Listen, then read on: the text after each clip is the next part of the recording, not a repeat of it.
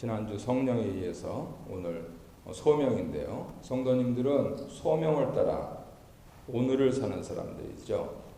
내일을 보장할 수는 없습니다. 하지만 사회는 내일을 보장할 수 있다고 마치 보험을 두는 것처럼 그렇게 얘기하지만 성도님들은 오늘을 삽니다. 주님께서는 일용할 양식을 말씀하셨고요. 말씀만 하나 보겠습니다. 사도는 성도들에게 할례와 신분과 같은 외적 조건보다 더 중요한 것이 있다고 강조하고 있는데요. 모든 교회에 적용되는 원칙으로 반복해서 강조하고 있는 권면은 부르심을 받은 그대로 행하라 하는 것입니다. 부르심이라고 하는 것이 소명이죠. 우리들은 운명대로 산다고 생각하는데요. 그리스도인들도 운명에 따라 삽니다. 하지만 한글로는 같은 말인데 영어로는 다릅니다. 세상 사람들이 말하는 운명은 fate입니다. F-A-T-E. 그런데 그리스도인들이 말하는 운명은 destiny입니다. 가야 할 곳. 우리가 가야 할 곳은 어디입니까? 천국이죠. 우리는 천국을 향해서 가는 사람들이에요. 그래서 오늘 소명을 따라 삽니다.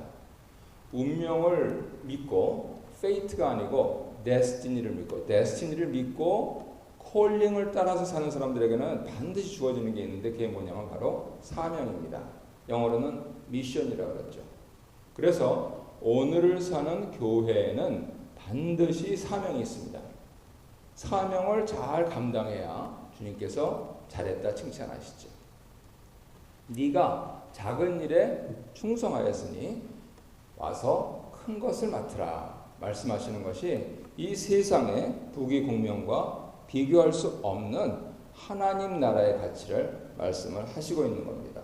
그래서 세상 사람들도 운명을 얘기하니까 그거는 혼동이 있으니까 좀 접어두고 성도님들은 소명을 받아서 사명 따라 오늘을 사는 사람들이다. 이렇게 정리해서 말씀드릴 수가 있습니다. 2번 보겠습니다. 유대인이든 이방인이든 할례 조건보다 더 중요한 것은 다름 아니고 하나님 계명, 하나님 말씀이죠. 하나님 말씀에 순종하는 것입니다. 누구든지 주 안에 속해 있다면 할례나 혈통에 개의치 말고 주께서 부르신 그대로 지내라 이렇게 권면을 하시고 있는 겁니다. 왜냐하면 우리에게는 하나님의 계명, 하나님의 말씀이 있기 때문이죠. 우리 교회로 치자면은 묵상 말씀을 통해서 오늘 이렇게 하라, 이렇게 하지 말라. 혹은 제 경험에 비추어 보면 아무 말씀도 안 하시는. 그럼 어떻게 하면 되겠습니까? 문자적으로 사도 바울이 말씀하신 대로 그냥 지내라. 그 말씀이잖아요. 그죠? 아무 말씀도 안 하셨는데 어르신이 아무 말씀도 안 하셨는데 내가 자꾸만 뭐를 끄적끄적거리면 사고밖에 더 나겠습니까? 그래서 사도 바울이 그냥 지내라 하는 거를 묵상을 하는 거에 적용시키면은요, 사실 대부분은 그냥 지내는 것이에요. 이거 하라, 저거 하라. 우리 기도회 전에 잠깐 말씀드린 대로 갑자기 못 보던 거 오늘 새벽에 또 습관적으로 그렇지 않단 말이에요. 그런데 봤단 말이죠. 아, 어떻게 하면 좋습니까? 일단 교회를 사랑하는 마음, 내 교회가 소중한 것처럼 남의 교회도 소중하고, 또 내가 남한테 잘하면 하나님께서 우리 집을 잘할 것이고, 사실 11월 22일은 우리 다음 세대 때문에 우리 사역자하고 학부모하고 또 이렇게 해가지고 모임을 주선해 놓고 있는데, 내가 남의 집에 가서 잘해주면 하나님께서 내 집 잘해 주실 것이다 하는 믿음으로 갔다 와야 되겠다 이렇게 결심을 한 것이죠. 또 당회원들도 미리 아셔야 되니까 주보는 이미 찍혔고, 또 그 내일 또 구두로 광고하고, 그래서 그냥 지내라 하는 것, 하라 하는 것, 하지 말라 하는 것, 그런 부분들에 대해서 굉장히 조심하게 나가야 되는 것입니다. 심지어는 교회 일도 예수님을 믿어서 매우 간단명료한 교회 일도 이런데 사회 일은 돈이 걸려 있어서 이 화폐 문제 때문에 보통 어렵지 않습니다. 그런데 중요한 점은 조금 뒤에 나오겠지만은 우리가 주님을 주인 삼고 나가면 하나님이 다 정리하세요. 그래서 하라, 하지 말라, 그냥 지내라 하는 부분들은 분명한데 그런 부분들을 사회에 적용할 때는 복잡해 보이는 것 같지만 경험으로 비춰봤을 때 주님을 주인 삼고 나가면은 그리 복잡하지 않다. 이렇게 말씀을 드릴 수가 있는 것이죠. 3번 그런 부분들에 대해서 나오는데요. 종이든 자유인이든 모든 성도에게 주어진 새로운 신분이 뭐냐면 바로 그리스도께 속한 종입니다. 이것을 구약에서는 바로의 종이 될 것이냐 토라의 종이 될 것이냐 이렇게 물었습니다. 그랬을 때 신약에서는 그리스도의 종이 될 것이냐 너의 종이 될 것이냐 이렇게 묻습니다.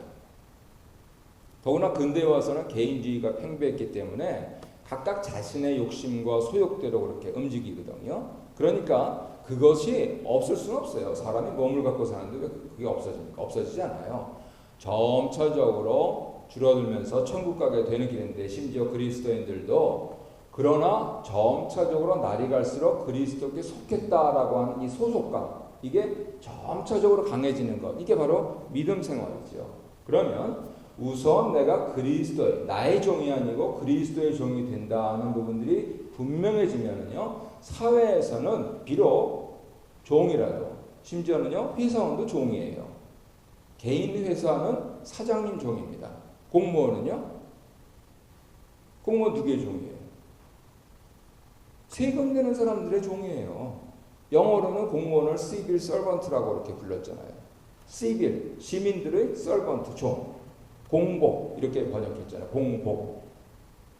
그런데 이제 힘 있는 사람이 나와서 그냥 뭐 대통령이니 수상이니 해서 휘두르니까 우리가 그 부분들을 정확히 개념을 못 잡는데 시민들의 종이에요. 그래서 누구나 종입니다. 하지만 그리스도의 종으로서 그 영적인 소명감이 투철한 사람들은 아무에게도 종이 안 됩니다. 사장님한테 노라고 말할 수는 없어요. 하지만은 고민은 하죠. 하나님 제가 여기서 저 불이한 것, 부정한 것이 있는데 어떻게 이제 이 회사를 그만둬야 됩니까? 그러면 저는 뭘 먹고 삽니까? 아니면은 이곳에 남아서 고난을 받더라도 열심히 불의에 맞서서 싸워야 됩니까? 이런 부분들에 대해서 주님께 그리스도의 종으로서 기도를 드리기 시작하는 것이죠. 그게 아니고 그리스도는 그리스도, 그건 주일날 주님이고 월요일 토요일까지는 우리 사장님이 주인이시다. 그러면 하나님이 계속해서 시험하십니다. 믿는 사람들은 그게 분명해야 돼요. 그리스도의 종이다 하는 요 하나 때문에 모든 것이 풀려버립니다. 잘 설득이 안 되는 것 같은데요. 예. 깊이 생각을 해보시고 이게 통합돼야 되잖아요. 하나 그리스도의 종이다 하는 걸로 나의 삶이 하나로 규정되어야지 이랬대 저랬다 안 그러잖아요. 나는 1번 보겠습니다. 소명은 특정한 일이나 자리보다 거룩한 관계를 부르십니다. 관계다 하는 것이요. 이 거룩하다는 것은 나와 하나님과의 관계이기도 하면서 나와 너의 관계입니다. 그러면 나와 너라는 것은 우리죠. 그래서 하나님과 나와의 관계이면서 하나님과 우리와의 관계가 됩니다. 점차적으로 이제 죄송합니다만 나이를 먹어갈수록 어쩌면 제가 총신에서 배운 개인 구원 그 부분들을 넘어서 공동체 구원도 가능할 수도 있겠다 하는 생각이 성경을 묵상하면 묵상할수록 듭니다. 그리스도의 종의 무리에 내가 들어있다면 그렇다면 그리스도의 사람들, 그리스도의 공동체이기 때문에 구원받는. 그래서 말 못한 어린이부터 정신 없는 이제 알츠하이머 이런 부분들 말씀드리는 거예요. 그런 분들까지도 모두 다 구원받는 거예요. 주일날 예배를 제대로 드릴 수도 없고 하나님께 봉헌도 제대로 할 수가 없지만은 그 공동체에 속해 있다 하는 그 이유 한 가지만으로 그리스도 때문에 그 한 가지 때문에 그 공동체가 그리스도의 공동체이기 때문에 그렇다면 우리가 추구해야 될 것은 우리가 속한 모임이 그리스도 중심의 그리스도 공동체가 되도록 하면 그러면 심지어는 연약한 사람들 노약자들도 모두 다 구원 공동체가 될 수 있다 이렇게 말씀드릴 수 있는 것이죠. 나는 2번 보겠습니다. 일상과 공동체 속에서 나는 어떻게 하나님 주신 소명을 이루고 있습니까? 답은 한 가지밖에 없습니다. 우리는 영혼을 지닌 존재이기 때문에 성령 충만해야 됩니다. 세상 사람들은 이런 부분들을 여러 가지 다양한 방식으로 이미 풀고 있어요. 여행을 하거나 혹은 아주 고상한 취미를 갖거나 하면서. 그런데 그리스도의 종들에게는 한 가지 유일한 해결책밖에 없습니다.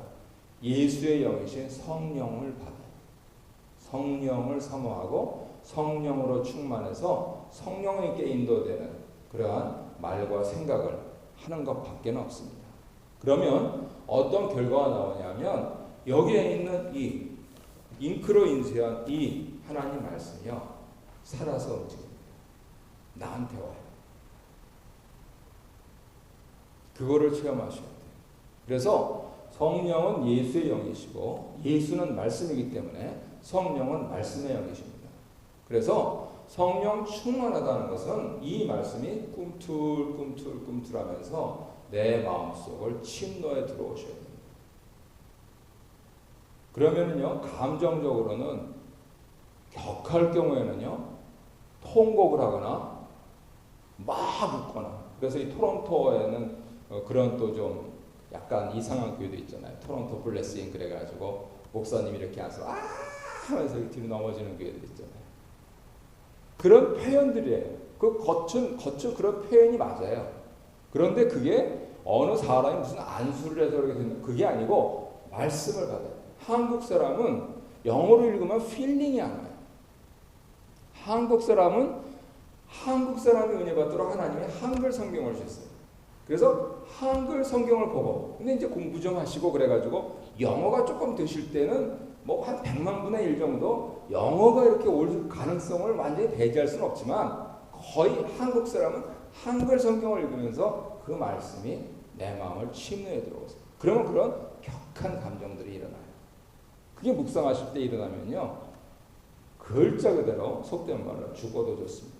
근데 왜 죽어요? 사는 거지. 그래서 힘차게 살아가요. 이 성령 충만한 삶은 말씀에 입각해서는 그렇게 정리해서 말씀드릴 수가 있습니다. 2번 보겠습니다. 사도는 성도들이 제기한 결혼 문제에 대한 결혼 답변을 계속 이어갑니다.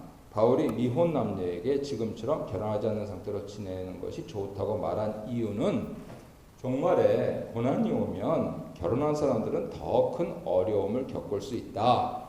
예수님 말씀하셔서 그래요. 마태복음 24장을 보세요.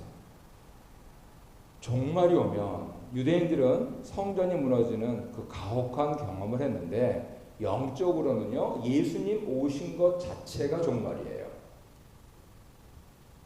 예수님께서 그래서 제자들에게 가르치실 때 의에 대하여, 죄에 대하여, 그리고 심판에 대하여 이렇게 말씀을 하시던 거예요.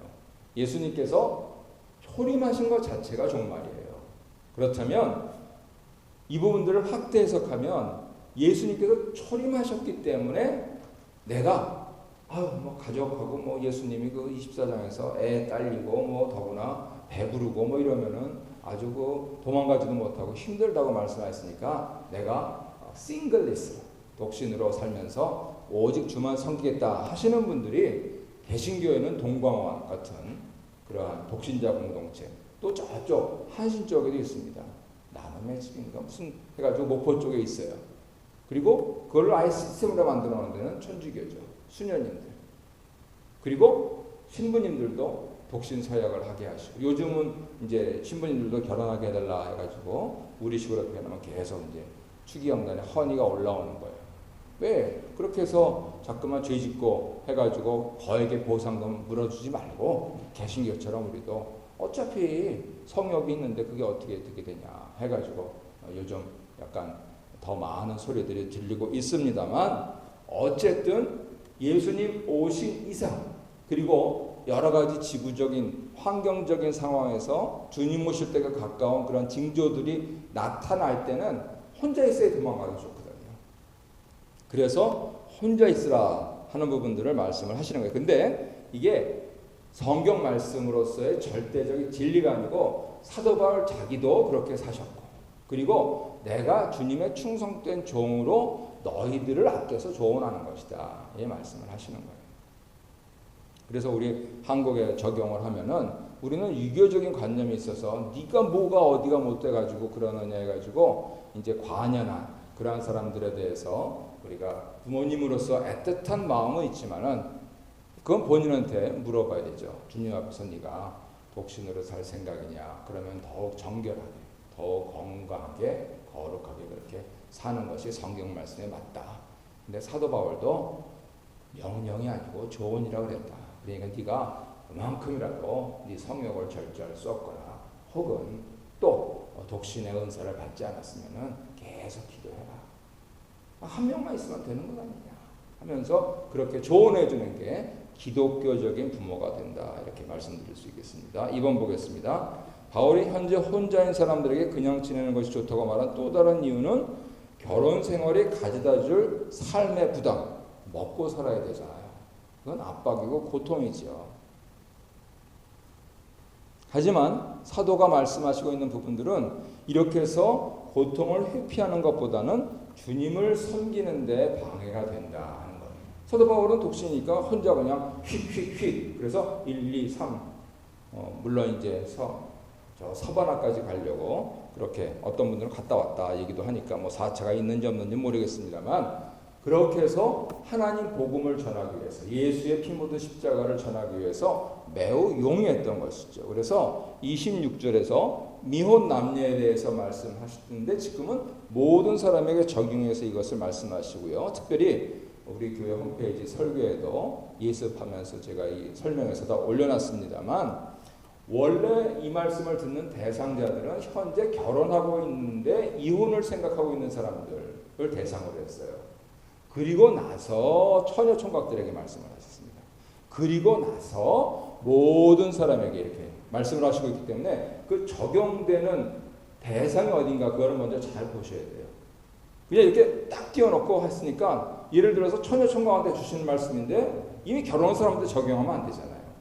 그래서 지금 누구한테 말씀하시는 건가 하는 부분들을 앞뒤 잘 따져가면서 보셔야 돼요. 대상이 셋입니다. 이혼을 생각하는 사람들, 처녀 총각들, 모든 사람들. 그래서 그런 차원에서 성경을 자세히 읽어보셔야 돼요. 어느 속담에 있듯이 풍랑이 몰아칠 때 배를 바꿔 탈 만한 시간은 없습니다. 그래서 기혼자는 임박한 환난 때문에 아내나 남편을 버려서는 안 되고요. 미혼자도 환난 때 결혼해서 더 큰 고통을 자초할 필요가 없습니다. 물론 성도님들은 또 조심해서 생각하셔야 될 게 고난하고 고통은 달라요. 고난은 suffering이고 고난은 pain이죠. 우리가 결혼하는 것은 고난이라 suffering이라고 해요. 먹고 살아야 되고 처음에는 몇 번 좋았는데 나중에는 짐이 되고 하는 것들이 세상 사람들의 관념이니까. 그런데 그것을 고통으로 받느냐 안 받느냐 이거는 그리스도인들의 자유의 문제입니다. 아니 내가 사랑하는 사람을 내가 왜 고통으로 받느냐는 거예요. 페인이 아니에요. 우리 주님도 십자가에 서퍼링을 주셨는데 아니 내가 내 사랑하는 가족들을 위해서 이렇게 하는 게 뭐가 문제냐는 거예요. 그런 부분들을 확대하면 내가 내 사랑하는 교회를 위해서 내가 내 사랑하는 사회를 위해서 내가 내 사랑하는 환경과 우주를 위해서 이렇게 하는 게 뭐가 고통이냐는 거예요. 그랬을 때 우리는 거룩하게 됩니다. 누구도 고통을 원치 않아요. 하지만은 서퍼링은 피할 수가 없습니다. 그러면 기왕이면 사도 바울은 그렇지 않아도 서퍼링이 많은데 왜 거기다 더하냐 그런 말씀을 하시고 있는 거예요. 컨텍스트를 잘 정리하셔야 돼요. 그래서 이렇게 정리합니다. 정욕을 이길 수 없으면 고난 당하더라도 결혼해라. 그런데 외로움의 문제는 차라리 결혼해서 고난 당하는 것보다 낫다 이렇게 말씀하십니다. 우리 자녀들에게 잘 가르쳐 주십시오. 외로우니까 어떻게 해야 돼요? 공동체가 있어요. 그것을 가장 잘 해소하고 있는 교회가 옥빌에 있는 미팅 플레이스입니다. 거기에는 그 멤버가 되려면 첫째는 11조 해야 돼요. 둘째는 자기 집을 오픈해야 돼요. 한번 이렇게 해보세요. 미팅 철치 딱 해가지고 그러면은 홈 철치 처음에 기본입니다. 그냥 우리는 주일 성수 11조인데 거기는 11조 가정교회예요. 그러니까 독신자들도 외롭지가 않아요. 일주일에 한 번씩 내 집을 열어야 돼요. 돌아가면서. 외로울 틈이 없어요. 가서 돈 벌어야 되죠. 주일날 가야 되죠. 주중에 한 번 가서 손님 들어오는데 어떻게 하겠어요. 집 싹 청소해야 되죠. 외로울 틈이 없어요. 그렇게 해놓은 거예요. 그래서 사실 우리나라에서 유행했던 감리교에서 제일 처음 나왔는데요. 구역. 이것도 사실 그래서 나온 겁니다.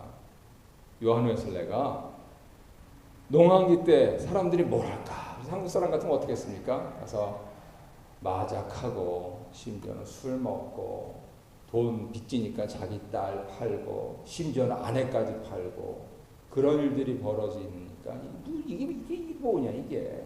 그래가지고 그러지 말고 주일날 예배 나온 사람들은 꼭 수요일날 그거는 밴드라고 했어요. 이렇게 밴드. 우리 음악 밴드라고 하잖아요. 밴드라 그래서 소그룹으로 모여서 하나님 말씀 서로 얘기해라. 밥도 먹고. 그래가지고 그게 장로교로 넘어와서 구역이 된 거예요. 그래서 제가 감리교에서 그래도 제일 좋다는 학교로 유학을 갔는데 거기에 다 이제 감리교하고 이대 연대에서 왔잖아요. 그래가지고 제가 이렇게 가니까 제가 총신에서 왔으니까 말이죠. 장로교는 말이지 우리 구역 받아들여서 재미 봤는데 우리 감리교는 장로교 장로 받아들여가지고 망했다고 이렇게 조크를 하더라고요. 그래서 한국은 감리교든 침례교든 다 장로교예요. 한국은 장로교든 침례교든 다 구역합니다. 근데 원래 뿌리가 거기 있다는 것이에요. 그래서 목적은 심지어는 신앙생활의 정체성을 바르게 갖기 위해서 영적으로 바쁘게 하면서 외로울 틈이 없도록 해줬던 것, 그것입니다. 그래서 그 부분들은 해결이 돼요. 하지만 정욕은 해결이 안 돼요. 그래서 정욕이 안 되면 사도 바울은 그것이 절제가 됐던 분이에요. 그러니까 독신으로 살았고 그게 안 되면 차라리 결혼해라. 죄 짓는 것보다 100배 낫다. 이렇게 말씀을 하시고 있는 것이죠. 이처럼 단순한 고난, 고통을 회피하는 게 아니고 주님을 더 잘 섬기려는 긍정적 차원의 주된 목적이 있다. 이렇게 말씀드립니다. 나눔 3번. 예수님께서 초림하셔서 심판주로 오신 종말론적인 시각은 그분의 재림을 기다리는 성도들이 추구해야 할 영원한 가치가 무엇인지 깨닫게 하고 이 땅의 모든 것, 소유, 지위, 관계, 심지어 결혼도 상대화시키며 삽니다. 우리 주님 사랑하기 때문에 배우자를 사랑하는 거예요. 배우자를 사랑해서 교회 다니는 게 아닙니다. 내가 우리 주님 사랑하니까 우리 가정이 서로 사랑하는 거예요. 그 순서를 분명히 해야 되는 거죠. 통합이 안 되면 국 따로 밥 따로 됩니다. 그래서 순서를 분명히 우리 주님 먼저 그리고 가정과 교회가 있습니다. 이런 부분들에 대해서 정리를 잘 하시면 여러 가지 또 연말에 다가올수록 여러 부분들 뭐 고객들 문제 또 교인들 문제 돈 문제 자녀 문제 이런 부분들이 하나님 지혜 가운데서 그렇게 잘 해결 받으시길 바랍니다.